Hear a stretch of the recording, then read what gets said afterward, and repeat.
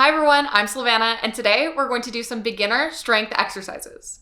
Before we get started, make sure that you're sufficiently warmed up and your legs are nice and warm before doing this. Now let's get going.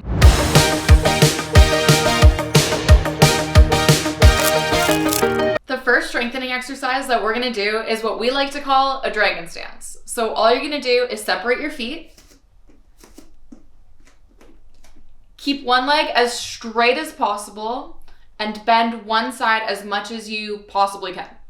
So bend as low as you can, keeping this leg straight, and then come straight up from here.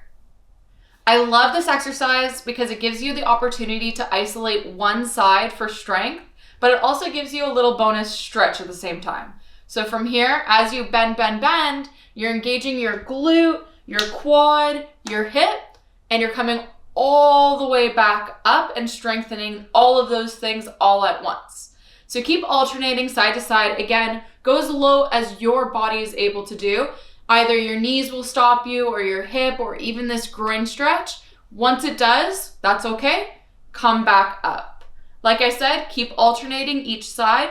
You want to try and get around 5 to 10 reps in. The next exercise is going to be very similar to the one we just did, except we're going to be going from side to side. So separate the feet back to where they were for the previous exercise. You're gonna start the exact same way. So go down as low as you're able to on one side. Once you've hit where you're able to go, from here, we're gonna transition to the other side by trying to stay at a consistent level all the way across. So from here, we're gonna go slow, bend the other knee until you can extend fully, bending. And then all we're gonna do is stand up from here.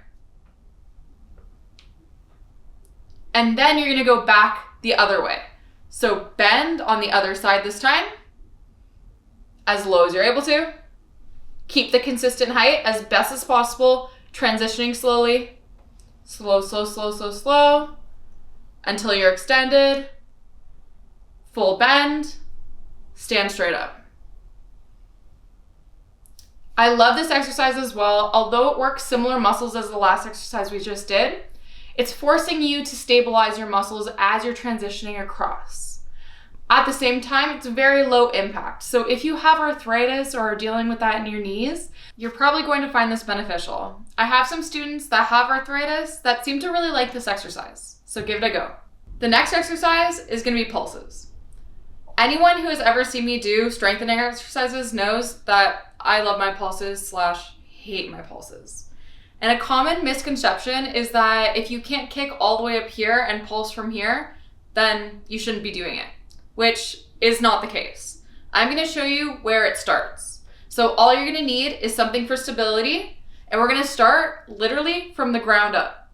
So all you're going to do, or all you already need to know how to do, is a roundhouse kick pivot and hip position. So pivot, hip position in the right spot. If you don't know how to do that, make sure you check out my roundhouse kick video. From here, you're gonna keep your hip engaged. From the ground, you're just going to lift straight up, hold, and go back down. Up, hold, back, down. Why I love pulses so much is it really strengthens that outer hip and gives you the ability to kick nice and high. Without pulses and that kind of strengthening, you don't have that kind of snappy, strong kick. So again, from the ground is first. If you got that and you feel like you go a little higher, take something and elevate your foot off of the ground. So I have a pot here. You can literally use anything.